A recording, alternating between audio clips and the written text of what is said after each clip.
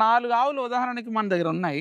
రోజుకి 20 లీటర్ల గోమూత్రం వచ్చింది మనకి. అందులోంచి ఒక 40% గోమూత్రం అరకొస్తుంది మనకి. అంటే సుమారు 40% అంటే ఒక 7-8 లీటర్ల దాకా వస్తుంది అక్కడ ఉన్నటువంటి ఆ రోజు మనం చేసిన దీన్ని బట్టి. ఆ వచ్చినటువంటి అరకు ఎంత? ఒక సుమారు 7 లీటర్లనే అనుకుందాం మనం.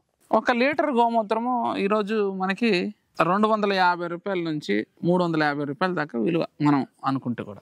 అలాగనే 200 వేసుకుందాం, తక్కువలో తక్కువ. అలా వేసుకున్న 1500 రూపాయల ఆదాయం మనకి రోజుకి వస్తుంది. అంటే 15 అంటే సుమారుగా నెలకి ఒక 45,000. మన కష్టానికి ఒక 15,000, అంతకుమించి మనకైతే ఖర్చు అవ్వదు. తీసుకున్న ఒక 30,000 రూపాయల ఆదాయాన్ని మిగిల్చుకోవచ్చు 4 ఆవుల ద్వారా ఒక నెలలో కేవలం గోమూత్రంతో.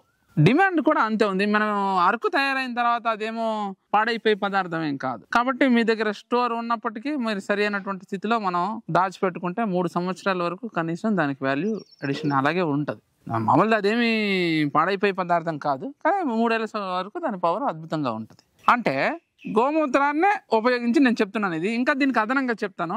గోమూత్రాన్ని అరకుగా తయారు చేయడానికి సిలిండర్ నెలకు ఒక 3 సిలిండర్లు గ్యాస్ ఖర్చు అవుతాయి మనకి. ఇదే ఎక్కడి నుంచి తయారు చేసుకోవచ్చు? మనం మన దగ్గర ఉన్న పేడతోనే చేసుకోవచ్చు. మనం ఒక చిన్న గోబర్ గ్యాస్ యూనిట్ పెట్టినట్లయితే ఇదే పేడని ఉపయోగించి మనం మన ఇంటికి కావాల్సినటువంటి వంటకి సరిపడే గ్యాస్, అలాగే అరకు తయారు చేయడానికి కావాల్సినటువంటి గ్యాస్ కూడా మనం తయారు చేసుకోవచ్చు.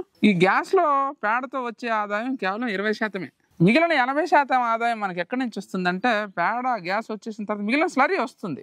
పేడ ఏం చేస్తాము? సుమారుగా మనకు ఒక 20 కేజీల పేడ ఒక ఆవు నుంచి వస్తుంది అనుకుంటే 20 లీటర్ల నీళ్లు అందులో కలుపుకొని, 20 కేజీల పేడ 20 లీటర్ల నీరు కలిపి మనం అందులో వేస్తే 1 యూనిట్ గోబర్ గ్యాస్ వస్తుంది మనకి. అది వచ్చినటువంటి ఆ 1 క్యూబిక్ మీటర్ గ్యాస్ వచ్చింది అనుకుంటే కూడా ఆ 40 కేజీల స్లరీ వచ్చేస్తుంది మన బయటికి.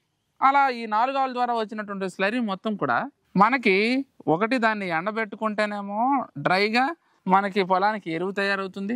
రెండవది దానిలో డీవాటరింగ్ చేసుకొని మనం జాలీల ద్వారా కానీ లేదా డీవాటరింగ్ మిషన్ పెట్టుకొని కానీ ఆ లిక్విడ్ని సాలిడ్ని 2 వేరు చేసినట్టయితే అందులో వచ్చినటువంటి లిక్విడ్ ద్వారా మనం ద్రవ రూపంలో ఉన్నటువంటి ఎరువులు తయారు చేయొచ్చు. అంటే దాంట్లో ఉన్నటువంటి మైక్రోబ్స్ కొన్నిటిని మనం యాడ్ చేసుకొని మనం స్వయంగా రైతు స్థాయిలో దాన్ని యాడ్ చేసుకొని చేసుకోవచ్చు.